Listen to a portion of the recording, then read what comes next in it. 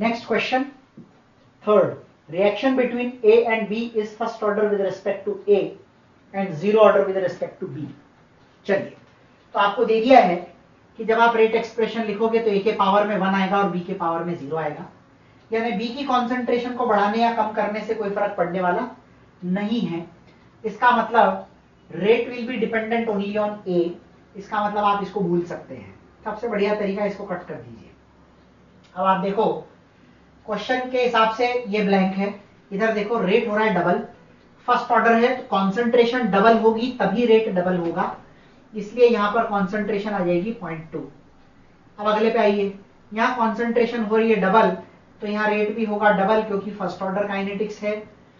ठीक है, फिर आ जाइए इधर, ये 1/4 हो रहा है तो ये भी 1/4 होगा तो ये 0.1 हो जाएगा। यानी फर्स्ट ऑर्डर रिएक्शन होने की वजह से जितने टाइम्स रेट में इंक्रीज या डिक्रीज होगा उतने ही टाइम्स कॉन्सेंट्रेशन में भी इंक्रीज या डिक्रीज होगा एंड वाइस वर्सा। ठीक है, तो सिंपल सी चीज है, यहां डबल हो रहा था तो यहां भी डबल होना चाहिए तो डबल कर दिया हमने, यहां डबल हो रहा था तो यहां भी डबल होना चाहिए, डबल कर दिया हमने, यहां 1/4 हो रहा था तो यहां भी 1/4 होना चाहिए, 1/4 कर दिया हमने, वी फिल द ब्लैंक्स। ठीक है, अगला, for the reaction 2O3 gives 3O2 mechanism is given, equilibrium intermediate, देखो यहां पर O दोनों में है मतलब इंटरमीडिएट है, intermediate is in equilibrium with the reactant. तो इसमें हम क्या करते हैं, सबसे पहले तो रेट एक्सप्रेशन लिखेंगे स्लो स्टेप के हिसाब से, और स्लो स्टेप ये रही तो rate will B K into O3 into O। ये हमारा रेट एक्सप्रेशन आ गया। लेकिन इस रेट एक्सप्रेशन में हमारे पास में इंटरमीडिएट भी आ रहा है, इंटरमीडिएट को हमको एलिमिनेट करना है, यहां से एलिमिनेट करेंगे। सबसे पहले इसके लिए Kc लिखेंगे, Kc is oxygen into O upon O3। सो यहाँ पे K डैश ले लेते हैं, Kc, O को फ्री कीजिए, तो जब आप यहाँ पे O को फ्री करेंगे तो ये होगा Kc into O3 into O2 to the power -1, वो नीचे आएगा और ऊपर आ जाएगा। O की जगह पे हमें ये रखना है, रखिए, R is equal to K dash O3 Kc O3 O2 -1, तो rate is equal to K dash और Kc को मिला लीजिए K into O3 to the power 2 into O2 to the power -1। ये हमारा रेट एक्सप्रेशन हो गया। और इस हिसाब से अगर आपसे पूछा जाए व्हाट इज द ऑर्डर तो आप कहेंगे 2 - 1 दैट इज 1, ये 2 और ये -1, इनको जोड़ लेंगे। ठीक है, ये मैकेनिज्म पे बेस्ड इक्विलिब्रियम का एक एग्जांपल मैंने आपको लिया था जब अपन थ्योरी पढ़ रहे थे। चलिए आगे बढ़ते हैं। ये क्वेश्चन है जिसमें बहुत सारी वेराइटीज बन सकती है, मैं उन सभी वेराइटीज को यहाँ पर डिस्कस करूंगा। For a reaction 2A + B gives product order is, अब आप समझना, आपको देर आर दो ऑप्शन के सेट आ सकते हैं। पहला सेट 3 2 1 0, एक चुनना ही है, ऑर्डर कोई ना कोई एक है, 0 1 2 3 कुछ ना कुछ है ही है, तो हम इसे एलिमेंट्री मान लेंगे, 2 + 1 3, तो इसका आंसर हो जाएगा 3। अगर ध्यान रखें फॉर द रिएक्शन दिया है और रिएक्शन में कुछ मेंशन नहीं किया तो हम उसे सिंपल नहीं मान सकते, हम उसे एलिमेंट्री नहीं मान सकते, हमें उसको कॉम्प्लेक्स या कॉम्पोजिट ही मानना पड़ेगा। और कॉम्प्लेक्स या कॉम्पोजिट रिएक्शंस की बात जब अपन करते हैं तो रिएक्शन देखकर कभी ऑर्डर जज नहीं होता, लेकिन अगर ऑप्शन सेट फर्स्ट जैसा हो कि 3 2 1 और 0 में से कोई एक तो आपको बताना ही पड़ेगा, तो फिर आपको वो बताना है जो एक एलिमेंट्री रिएक्शन के लिए इसमें होगा एंड दैट इज 3। ठीक है, लेकिन अगर ऑप्शन सेट सेकंड हो जिसमें 3 2 1 के अलावा एक ऑप्शन ऐसा भी हो डेटा इनसफिशिएंट, तो केवल इस रिएक्शन को देखकर हम ये नहीं बोल सकते कि इसका ऑर्डर 3 ही होगा, इसलिए इसका आंसर डेटा इनसफिशिएंट जाएगा। So it will all depend upon the given option. अगर ऑप्शन सेट 1 आपको क्वेश्चन में आता है और 4 में से एक आपके ऊपर फोर्स है कि एक तो चुनना ही पड़ेगा, तो फिर आप एलिमेंट्री मानकर चुनेंगे। लेकिन अगर ऑप्शन सेट 2 है जो ये कहता है कि डेटा इनसफिशिएंट है, तो हाँ बिल्कुल डेटा इनसफिशिएंट है, इसलिए क्योंकि पहली बात तो ये है कि ये रेट एक्सप्रेशन नहीं है, रिएक्शन है, रिएक्शन देखकर हम कभी ऑर्डर नहीं बता सकते। दूसरी बात, अगर मान लीजिए हम इसका 3 आंसर दे भी देते तो वो केवल एक ही केस में दे सकते थे कि हम कहते for an elementary reaction 2A + B gives product. ठीक है, तो अगर मैं इस क्वेश्चन को रीफ्रेम करूं और बोलूं for the elementary reaction 2a + b, तो ऑर्डर 3 ही रहेगा, चाहे फिर डेटा इनसफिशिएंट ऑप्शन भी हो, क्योंकि जब क्वेश्चन क्लियर कह दे कि डेटा इन रिएक्शन एलिमेंट्री है तो ऑर्डर और मॉलिक्यूलरिटी सेम होते हैं। इसकी मॉलिक्यूलरिटी साफ नजर आ रही, 3, 2a और 1b साइमल्टेनियसली इसमें कोलाइड करेंगे, उस केस में दोनों का आंसर 3 जाएगा। लेकिन अगर कुछ मेंशन नहीं है तो आप उसे एलिमेंट्री नहीं मानेंगे, आप उसे कॉम्पोजिट ही मानकर क्वेश्चन को सॉल्व करेंगे। ठीक है, एक और इसके अंदर केस बनता है जो मैंने आपको लास्ट सेक्शन में बताया भी था, सूडो का।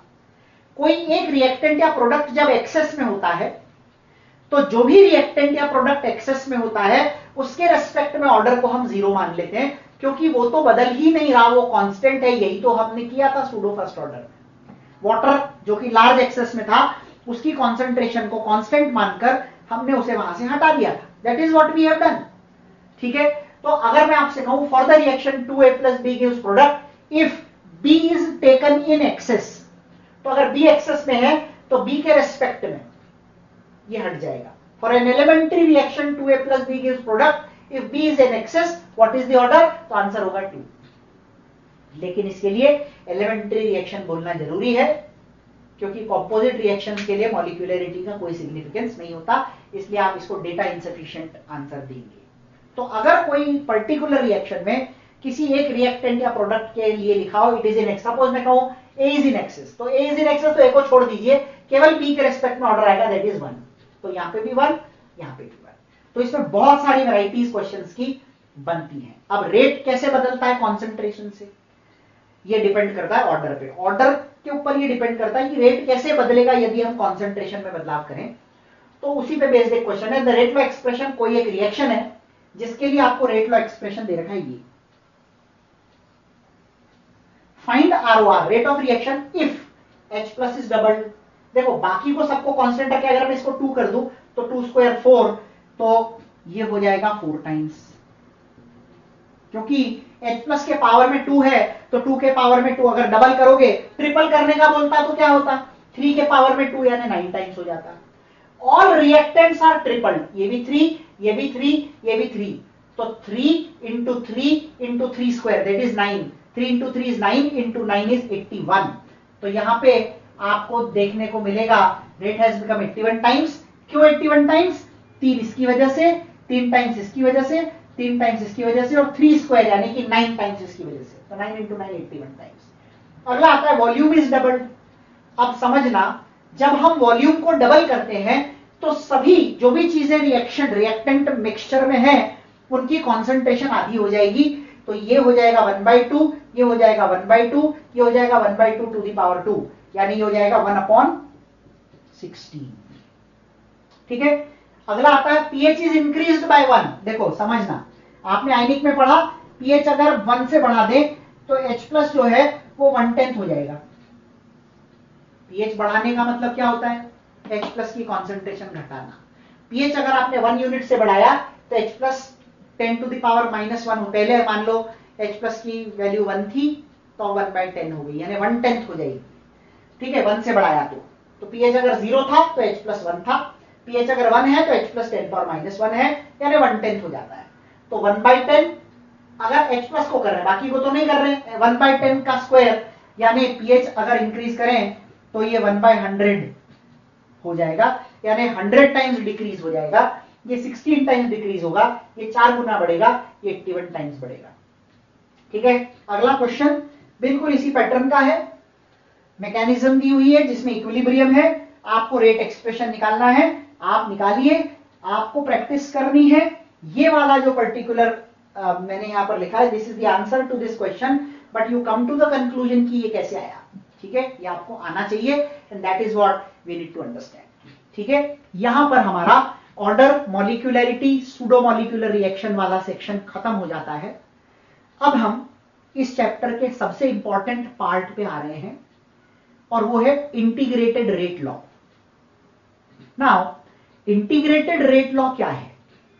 इंटीग्रेटेड रेट लॉ में हम इंटीग्रेशन के आधार पे रेट लॉ को समझने की कोशिश करते हैं। अभी तक जो हमने किया वो डिफरेंशियल रेट लॉ था, डिफरेंशिएशन के आधार पे।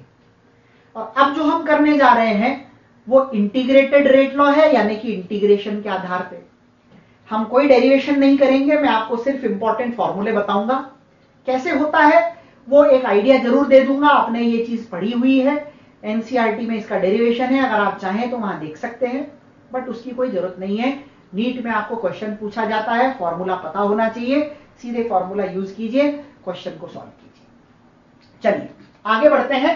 इंटीग्रेटेड रेट लॉ हमारे सिलेबस में मेनली जीरो ऑर्डर काइनेटिक्स और फर्स्ट ऑर्डर काइनेटिक्स है इंटीग्रेटेड रेट लॉ में पढ़ने के लिए।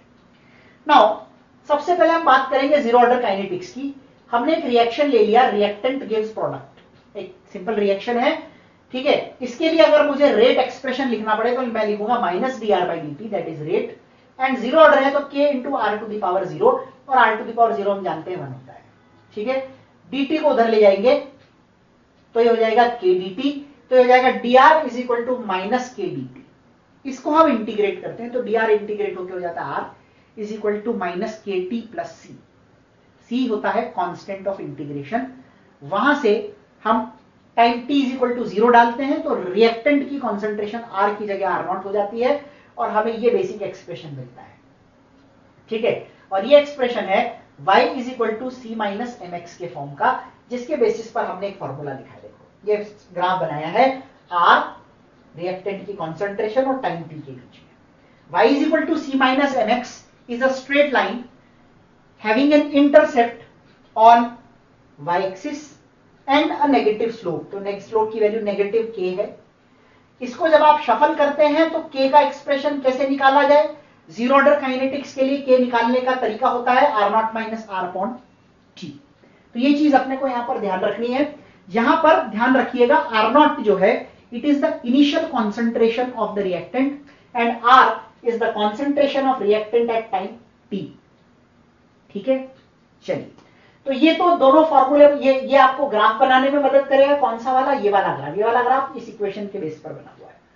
k is r0 minus r upon t, r0 is the initial concentration of reactant and r is the concentration of reactant after time t। t के बाद में reactant कितना बचा, तो एक्चुअली आप ऐसा कह सकते हो कि ये कितना गया है, ठीक है, वो आपको यहां से पता पड़ रहा है। R0 इनिशियल है, टाइम t पे कितना है, तो इनिशियल माइनस कितना है गिव्स यू कितना गया, and that actually is there in the expression. तो R0 minus R is how much is gone, कितना रिएक्टेंट रिएक्ट कर गया, ठीक है।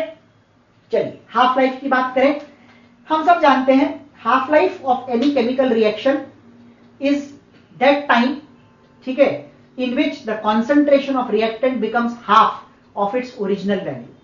रिएक्टेंट की कॉन्सेंट्रेशन उसके ओरिजिनल वैल्यू की आधी हो जाए, उसमें जितना टाइम लगता है उसको हम हाफ लाइफ कहते हैं।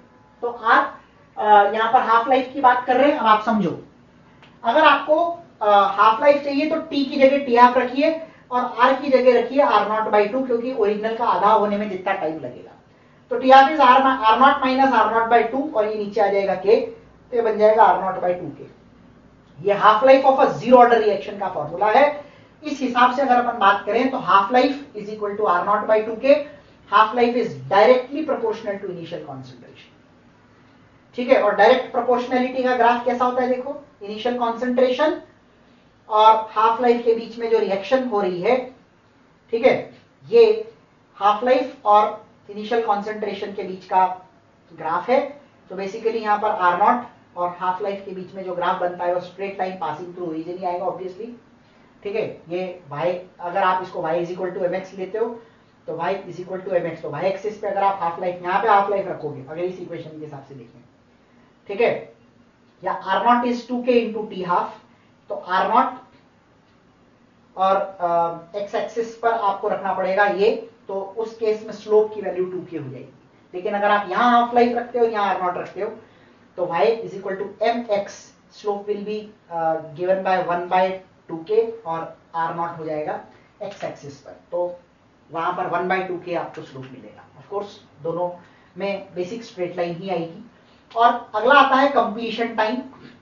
कंप्लीशन टाइम का मतलब जब रिएक्टेंट की कॉन्सेंट्रेशन 0 हो जाए, 100% रिएक्शन के होने में लगने वाला समय r0 बाई k क्यों होगा? क्योंकि ये वाला वैल्यू 0 हो जाएगा, ये वाला वैल्यू 0 हो जाएगा, तो k will be r0 by या T100 यानी कि 100% रिएक्शन कंप्लीशन में लगने वाले टाइम का जो फॉर्मूला होगा वो होगा R नॉट बाय K।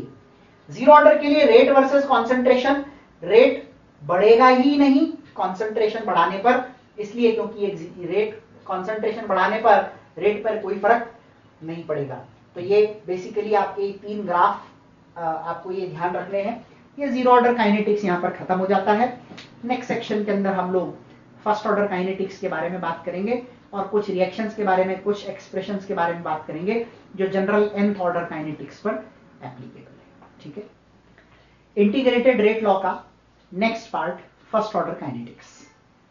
जैसा हमने जीरो ऑर्डर काइनेटिक्स के लिए एक्सप्रेशंस डिराइव किए थे, फर्स्ट ऑर्डर काइनेटिक्स में भी हम बिल्कुल वैसा ही करेंगे और डिफरेंट एक्सप्रेशंस डिराइव करेंगे। आपको केवल फॉर्मूले याद रखने हैं और उन फॉर्मूलों को न्यूमेरिकल में कैसे अप्लाई करते हैं वो मैं आपको बताऊंगा। चलिए आगे बढ़ते हैं। First order kinetics, for a reaction reactant gives product, rate को हम ऐसे लिखते हैं डिफरेंशियल फॉर्म में, is rate is k R to the power 1।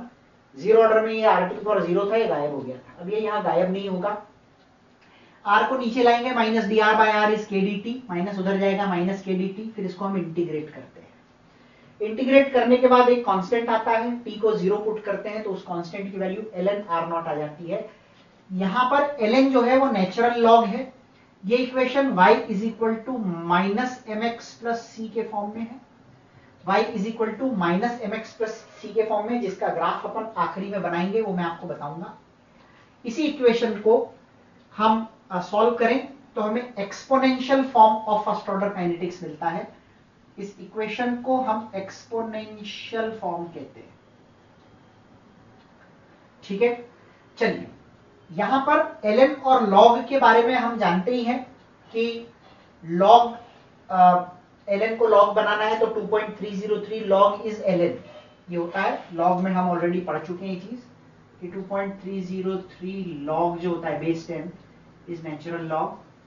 तो ln की जगह पर हम यहाँ पर 2.303 रख के, दोनों तरफ 2.303 आएगा।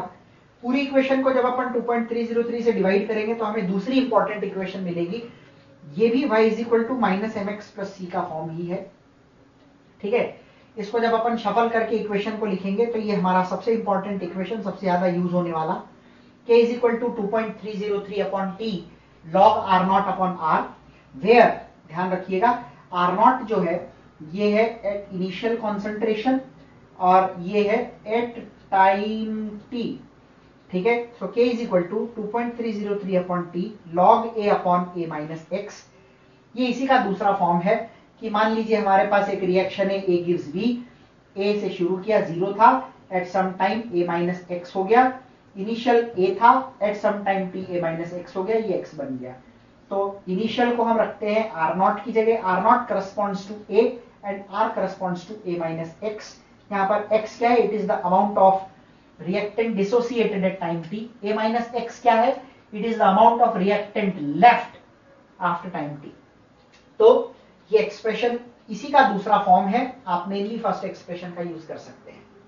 एक और इसमें बेसिक फॉर्मेट सेम रहेगा लेकिन कंडीशंस बदल जाएगी। कई रिएक्शंस में हमको जो क्वेश्चन में वैल्यू दी होती है वो 0 से नहीं दी होती, एक टाइम इंटरवल की वैल्यू दी होती है, यानी बिटवीन टू टाइम।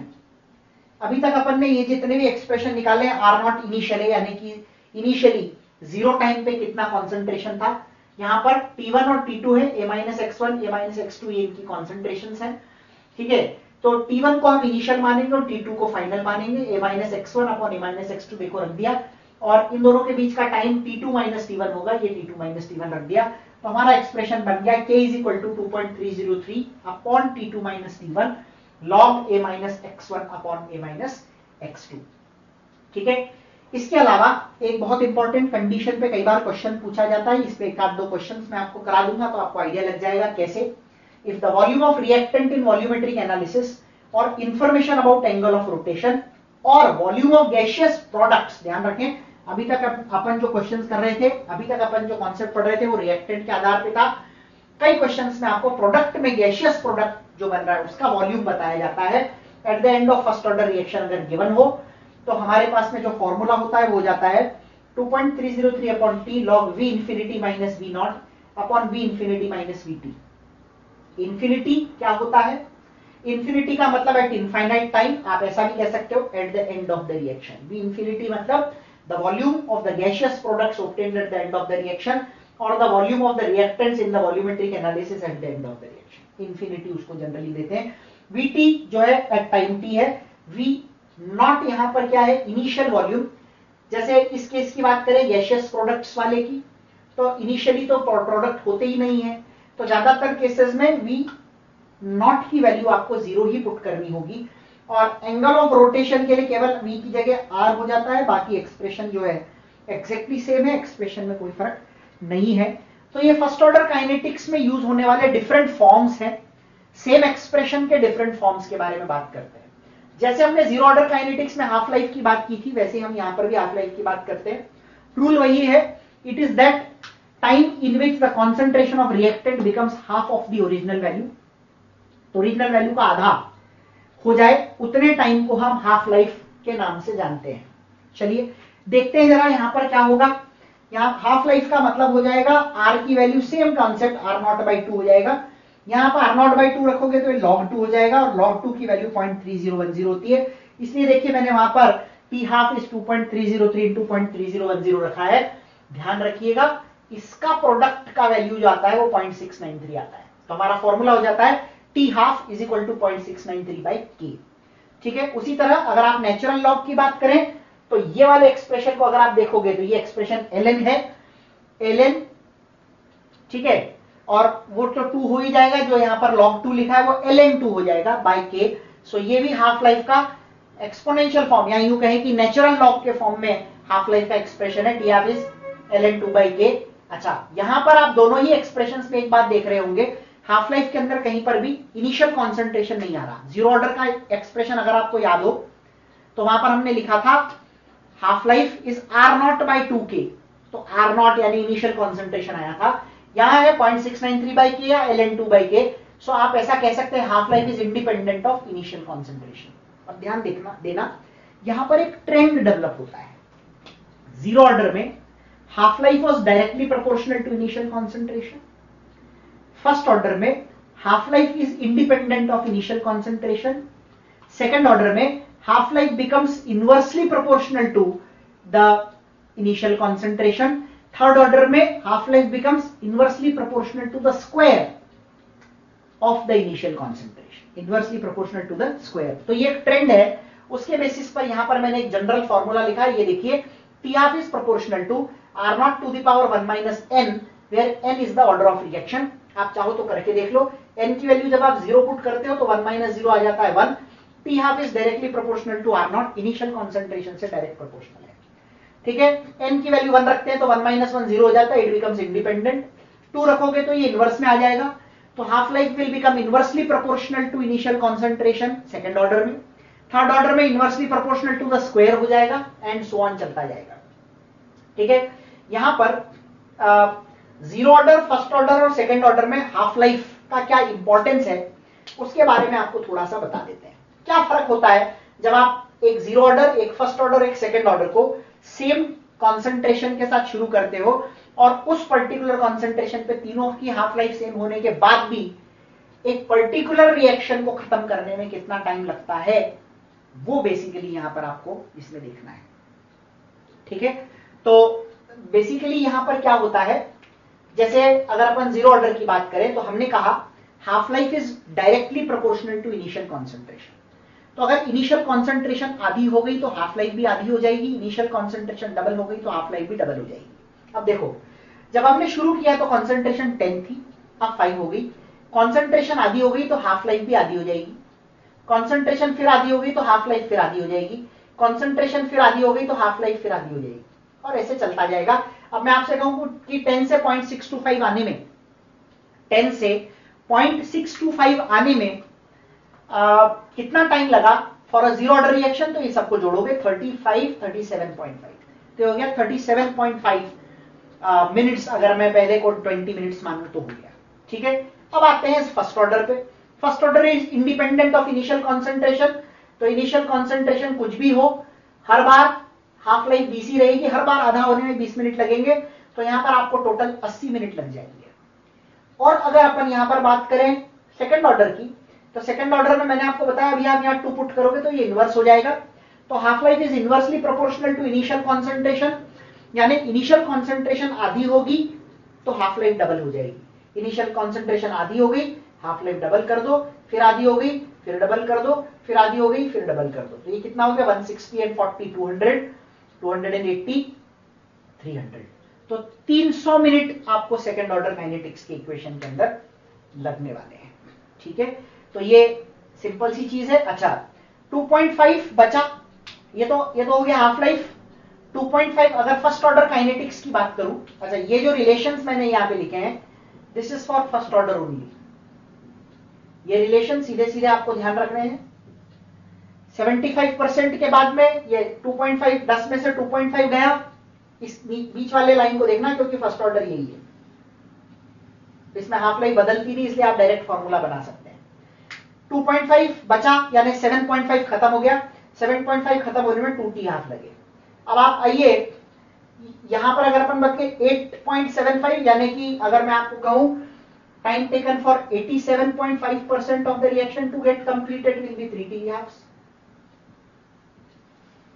87.5% कंप्लीशन के लिए 3t हाफ्स लगेंगे। ठीक है, और 93.75 ये जो होगा ये होगा 9.375 यानी 93.75% रिएक्शन को खत्म होने में। टी 93.75% में आपको लगेंगे 4 हाफ लाइफ। ठीक है, तो ये सारे फॉर्मूले हो गए। 75% के लिए 2t हाफ्स, ये रहा 75% 2t हाफ्स, फिर 87.5% 3t हाफ्स, फिर 93.75% 4t हाफ्स। ठीक है, उसी तरह 99 और 90 में रिलेशन है डबल होता है, उसी तरह से 99.9 और 99 में रिलेशन है 1.5। ये जो फॉर्मूले हैं ये आपको बहुत हैंडी होंगे जब आपको न्यूमेरिकल्स करने होंगे। सो बी वेरी केयरफुल और इनको ध्यान रखिए। फटाफट से ग्राफ देख लेते हैं। मैं आपको ऑलरेडी बेसिक आइडिया दे ही चुका हूं कि ग्राफ कैसे होता है। पहला ग्राफ आपका इस इक्वेशन पे बेस्ड है, y equal to minus mx plus c straight line.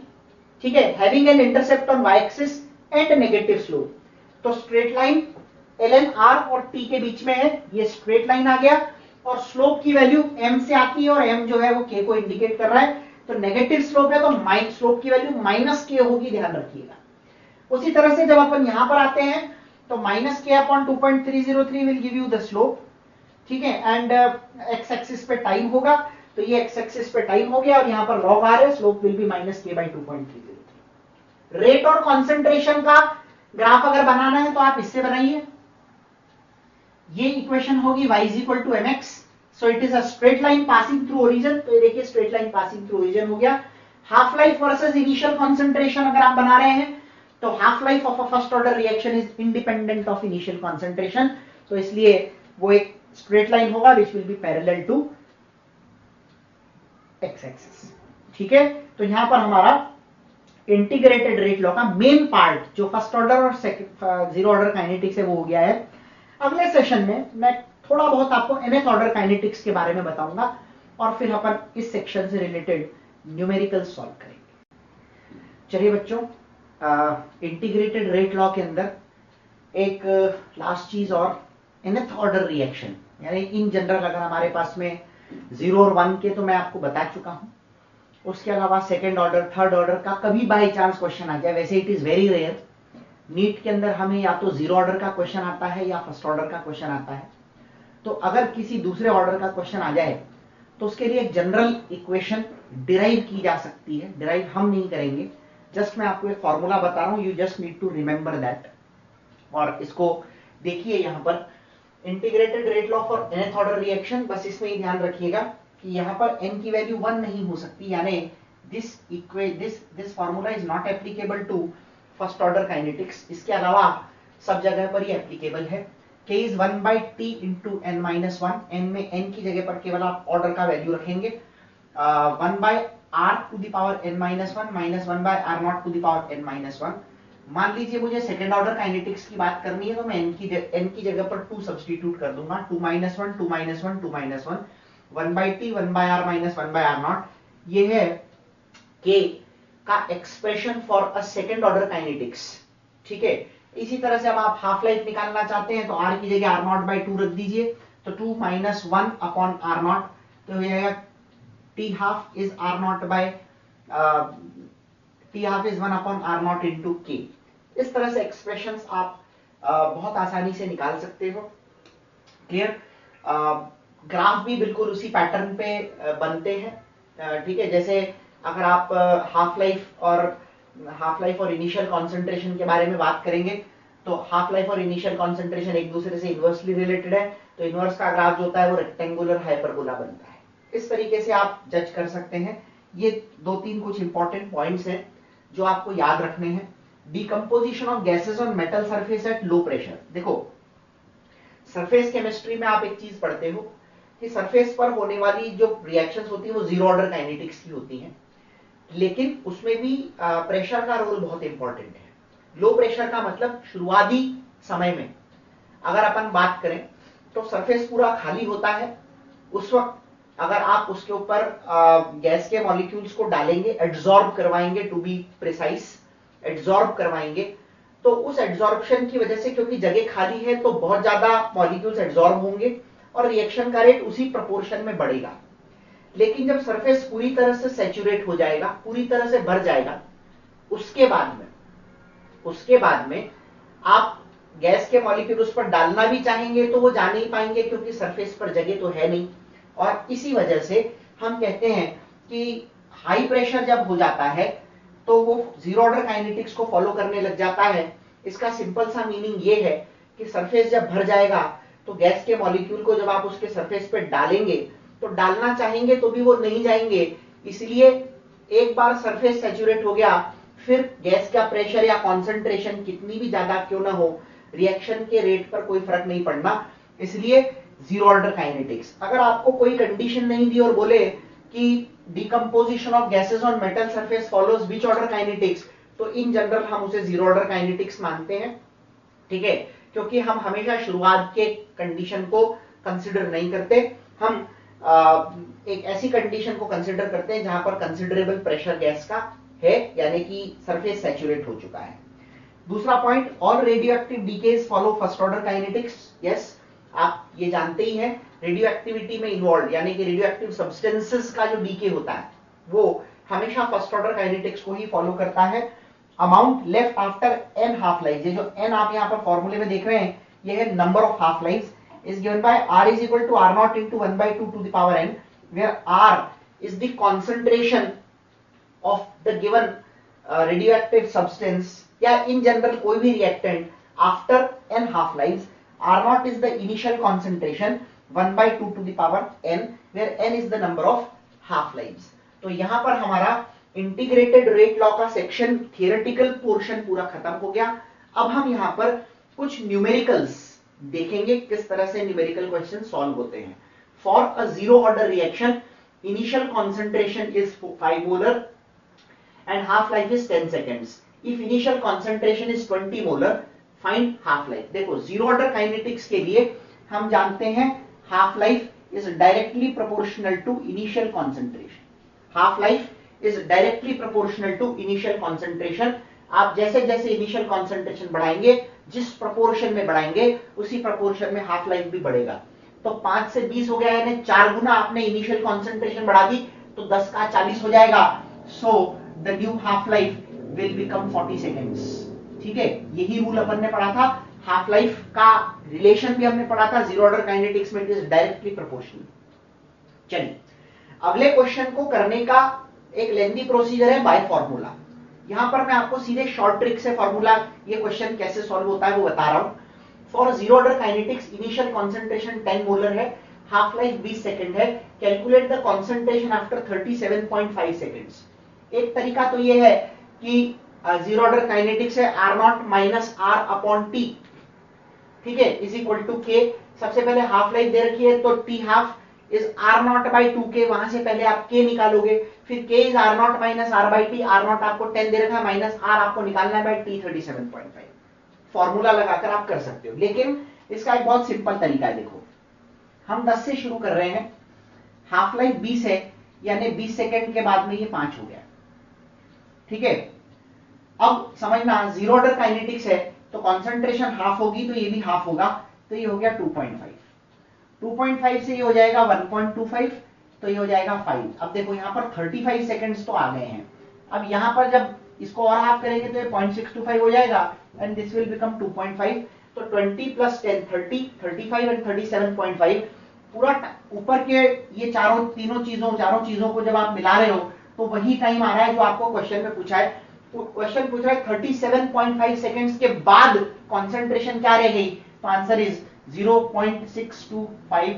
ये एक शॉर्ट ट्रिक है, कोशिश कीजिए कहीं पर भी क्वेश्चन सॉल्व करना पड़े तो हम इस तरह की शॉर्ट ट्रिक का यूज करें।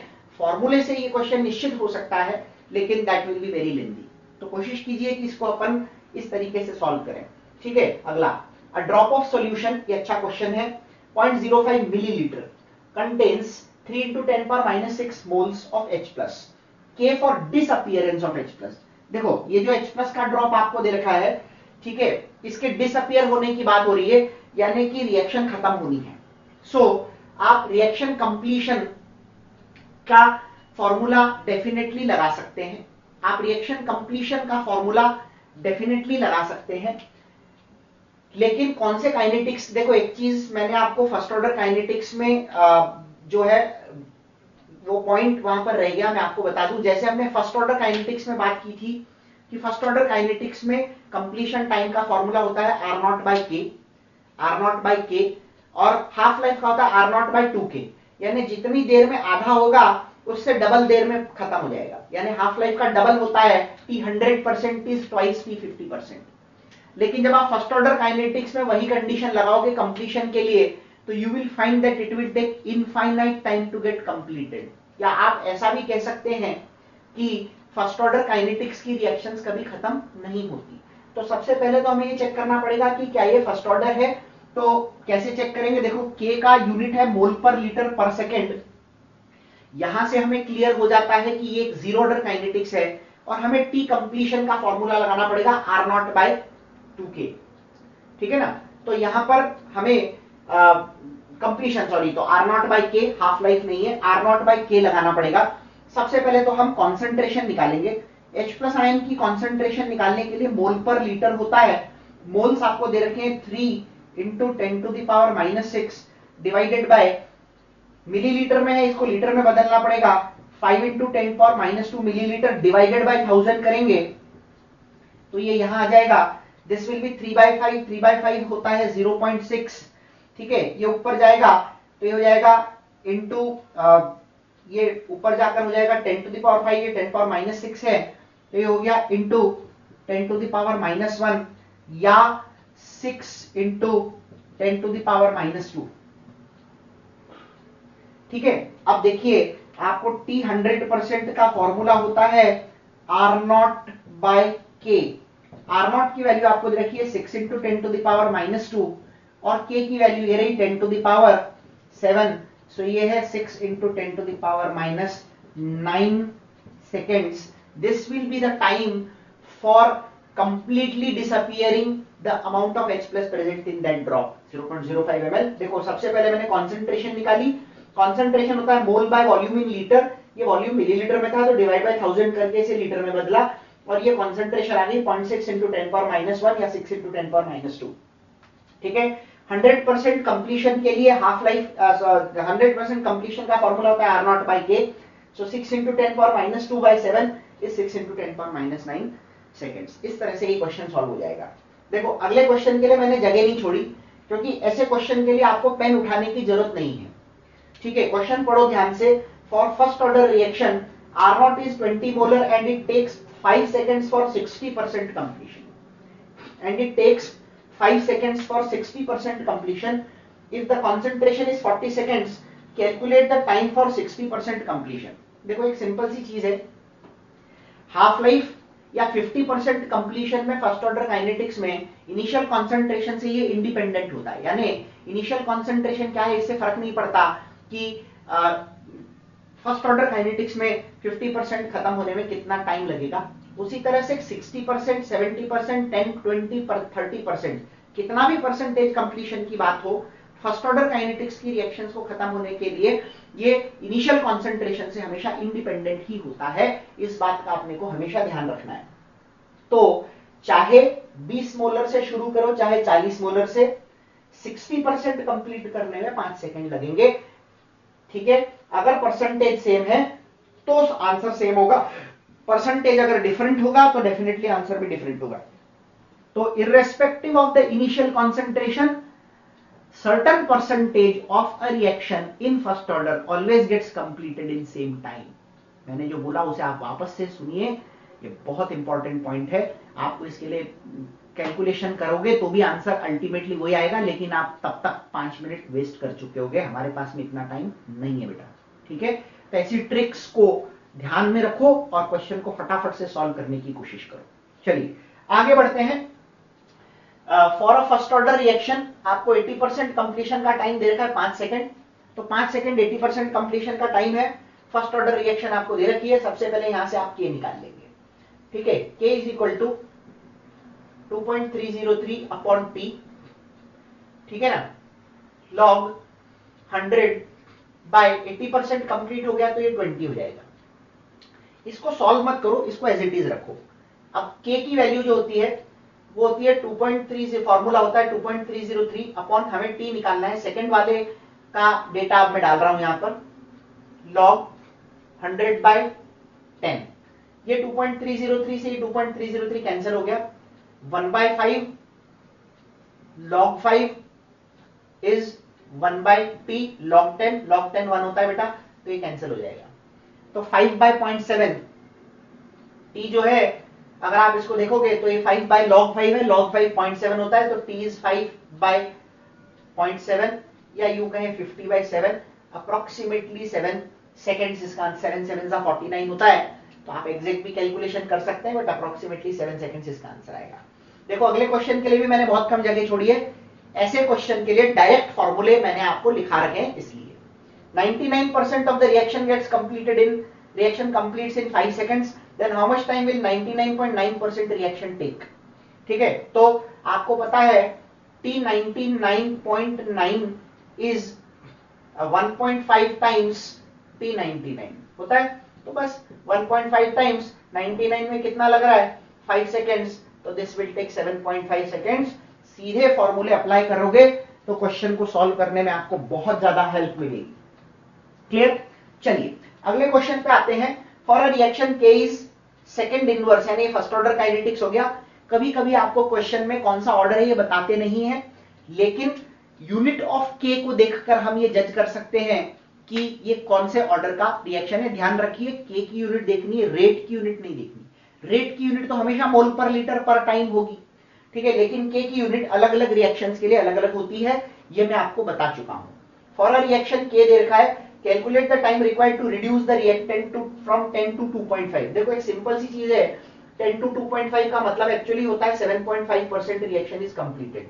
सो टी 75% भी हम जानते हैं ट्वाइस ऑफ टी हाफ होता है 50%। देखो ये टी हाफ है और ये टी हाफ है, तो आपको 2 टी हाफ निकालने हैं। अब हाफ लाइफ कैसे निकालते हैं, तो हम जानते हैं हाफ लाइफ जो है वो होता है 0.693 बाय के, और के की वैल्यू आपको दे रखी है 10 to the power -3, तो हो गया 693 सेकेंड्स। अब आपसे पूछा जा रहा है 75% कंप्लीशन का टाइम बताइए, तो ट्वाइस ऑफ 693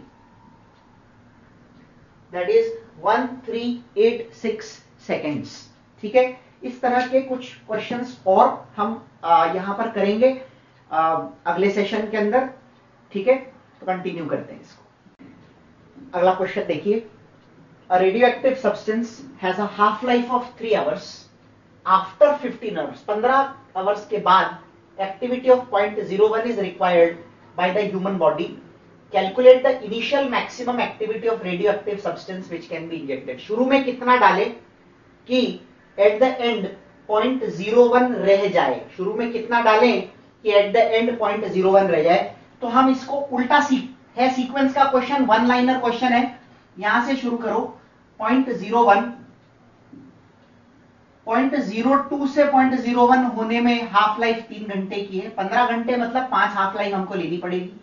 ये होगा 0.04, फिर 3, ये होगा फिर 3 में 0.08, ये होगा फिर 3 में 0.16 और फिर से 3 में 0.32।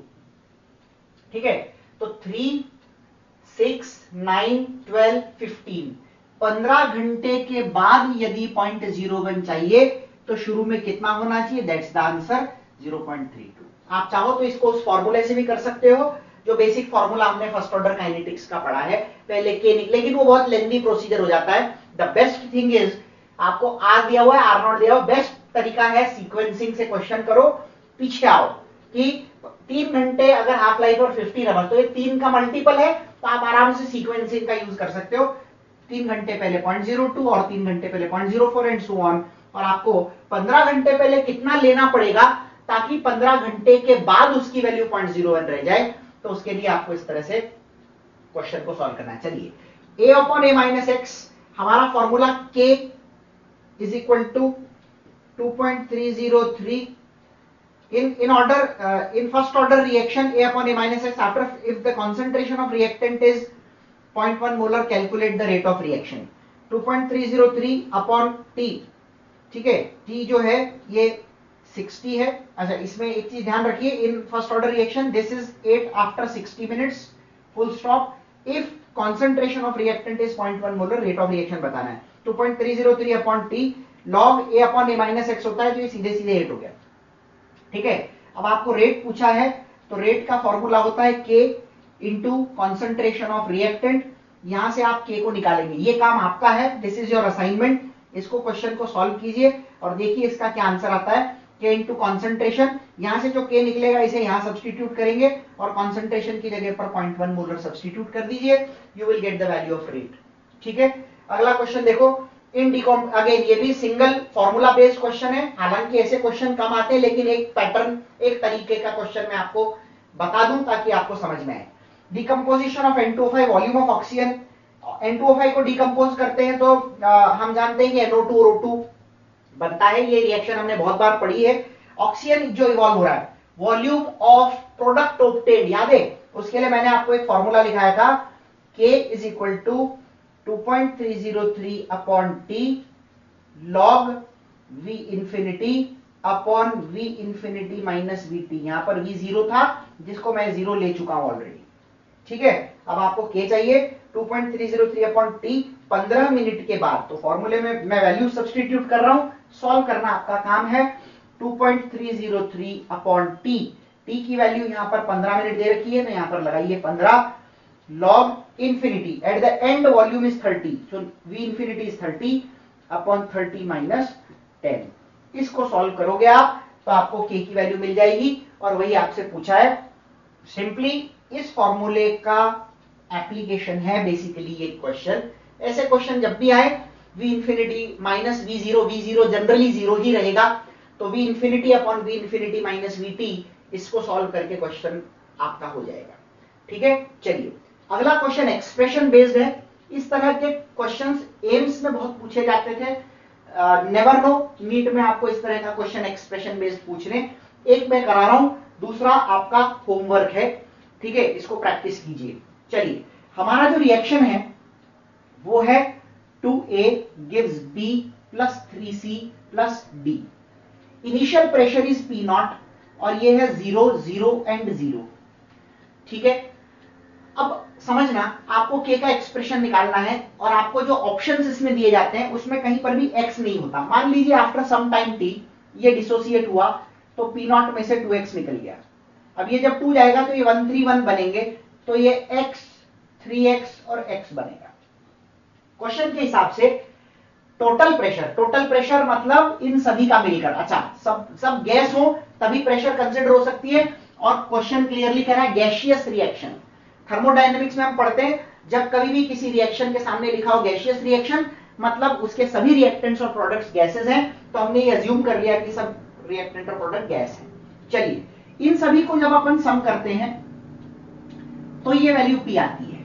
देखो, -2x और +2x कैंसिल हो जाएगा, P0, ठीक है ना, यहां पर ये -2x और +2x कैंसिल हो गया, P0 + 3x इज P, तो ये हो गया P0 plus 3x is p, तो 3x is p minus p not, तो x की वैल्यू कितनी हो जाएगी यहां से p not minus p by 3। अब आप समझना यहां पर हमें x को एलिमिनेट करना है एट टाइम t, यानी r नॉट की वैल्यू तो आपकी ये है और r की वैल्यू है p नॉट माइनस 2x, लेकिन हमें x नहीं चाहिए, हमें x को निकालना है और उसे यहां पर सब्स्टिट्यूट करना है। तो that's what we will do now, p not minus 2 और x की जगह पर रखेंगे p minus p not bye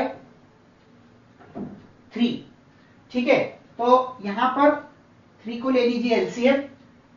ठीक है, ये बनेगा 3p not minus 2p plus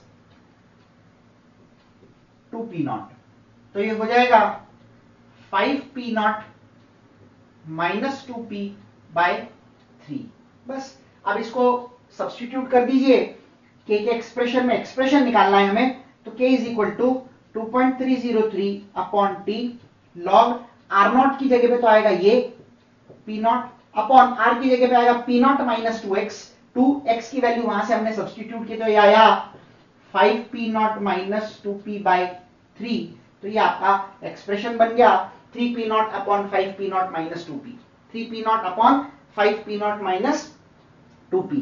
अब बिल्कुल इसी पैटर्न का क्वेश्चन है ये, इसमें बस एक बात ध्यान रखना, तीसरा वाला सॉलिड है और सॉलिड के प्रेशर को आप 0 लेंगे, यहां पर इसको डिसोसिएट मत कर देना, अदरवाइज गलती हो जाएगी। यहां पर you need to be very careful about the physical state of the reactants, they should be gases। ठीक है, तो ये आपका होमवर्क है, बिल्कुल इसी पैटर्न का क्वेश्चन है। सबसे पहले P नॉट 0 डिसोसिएट कीजिए, टोटल प्रेशर को P से इक्वेट कीजिए, यहां से आपको x निकालना है और इस फॉर्मूले में P नॉट माइनस 2x में यहां पर x की वैल्यू सब्स्टिट्यूट करके और आपको एट टाइम t जो प्रेशर आएगा वो एक्सप्रेशन निकालना है, and then R not upon R में R की जगह पर ये रखेंगे और R नॉट की जगह पर तो P नॉट है। क्लियर, इस तरह के एक्सप्रेशन बेस्ड क्वेश्चंस आपको पूछे जाते हैं। चलिए अगले क्वेश्चन पे आते हैं। 3.4 grams of ammonia was taken in a vessel, 3.4 grams of ammonia was taken in a 5 liter vessel। तो सबसे पहले तो हम अमोनिया की मोलर कॉन्सेंट्रेशन निकालेंगे। सो 3.4 grams of ammonia divided by 17, इतने मोल्स हैं, डिवाइडेड बाय नीचे लिखेंगे 5, तो यहां पर आप इसको हटाएंगे जब तो हो जाएगा 2 by 5, 2 by 5 होता है 0.4 by 10, that is 0.04 मोलर। ठीक है, अब ध्यान देना, हमको निकालना है calculate the time taken for disappearance of 40% ammonia. तो टाइम टेकन का फॉर्मूला हो जाएगा R not minus R upon K, क्योंकि जीरो ऑर्डर काइनेटिक्स है। कैसे पता लगाया मैंने, ये देखो K की यूनिट, K की यूनिट है मोल पर लीटर पर सेकेंड, और मोल पर लीटर पर सेकेंड का मतलब जीरो ऑर्डर काइनेटिक्स होता है, तो यहां से ये फॉर्मूला हमको यूज करना पड़ेगा। अब आप ध्यान दीजिए, ये जो पूरा टर्म है ये मैं एक साथ रखूंगा।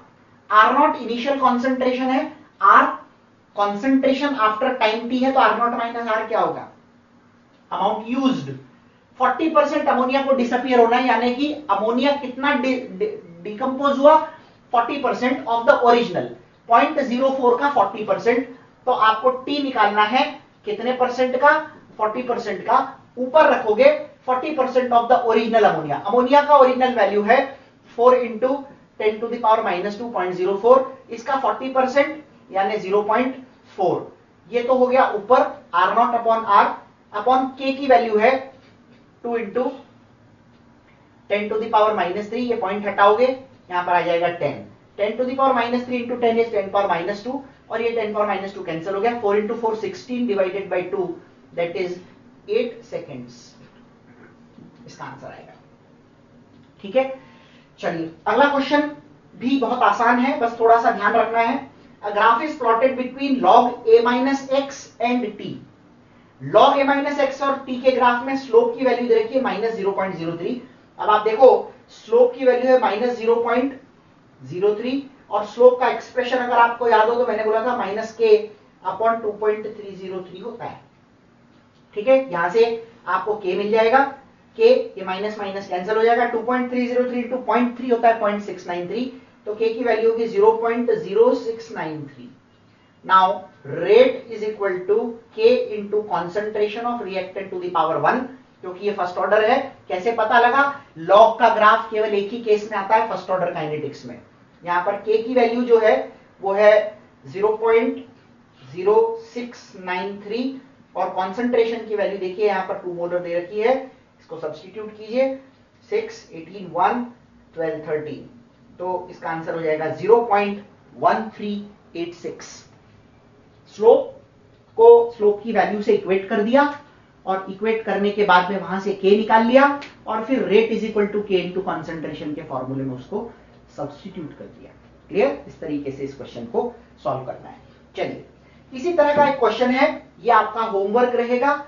ठीक है, for a zero order reaction initial concentration आपको दे रखी है, after 10 minutes concentration of reactant is 0.1 molar, 0.8 molar sorry. तो यहां से सॉरी 0.8 नहीं होना चाहिए, ये 0.08 होना चाहिए, क्योंकि 0.1 अगर है तो ये 0.08 होगा। Please make a correction here, it has to be 0.08 molar.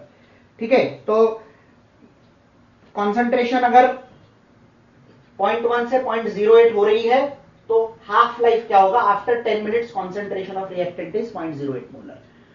ठीक है, तो हाफ लाइफ क्या होगा? तो सबसे पहले तो यहां से आप के निकालेंगे, R0 minus R will be 0.1 minus 0.08 upon 10, तो 2 इंटू 10 पावर माइनस 3 आ जाएगा।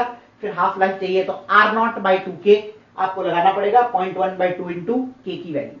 इसको सॉल्व कीजिए, इसका आंसर आपका 25 आना चाहिए। ठीक है, कुछ क्वेश्चंस और करेंगे नेक्स्ट सेशन में एंड देन हम आगे बढ़ेंगे।